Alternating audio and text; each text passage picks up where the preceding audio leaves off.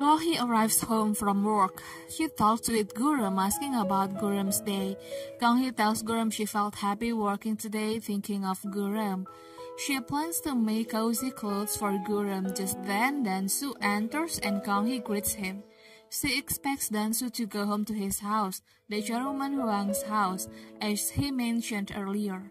But Dansu says the Meng family's house is his home because Gonghi is his home.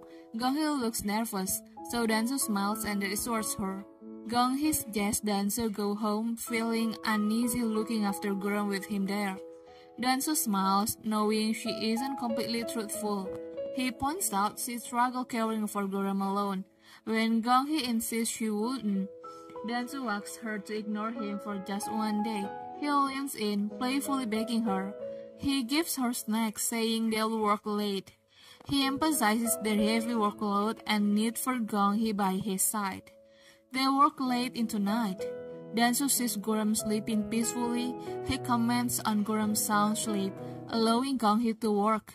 Gonghi jokingly says Guram wanted her to sleep beside him. But Dansu's arrival interrupted. Dansu smiles. He asks Gonghi to finish a design he started. Gonghi feels honored. Amazed by Dansu's speed and artistic skill, Dansu asks Gonghi to stroke his hair, rewarding his hard work. Separately, Myungja and her sibling grieves for Sunyi, wishing she could live longer. Myungja reminds them of their past selfishness, their lack of consideration for Sunyi. She urges them to let Sunyi go peacefully to end her pain. The next day, Sunyi's condition worsens. Myungja calls her children to say goodbye. Gonghi rushes over. Minki offers to care for Guram, but Gonghi says Gyeongbok will handle it.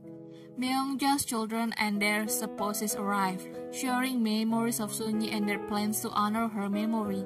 Dansu bids Sunyi farewell, promising to care for Gonghi. Kyungtae apologizes for causing Sunyi worry. Myungja apologizes for breaking her promise to scatter Sunyi's ashes in her hometown. She'll place them beside her father's. After their goodbyes, Sunyi passes away. Close family attends the funeral, but Jorie is absent. Gyeongbok prevented her, believing her presence and harsh words would hurt Myungja. Sunyi died on her birthday, adding to the sadness.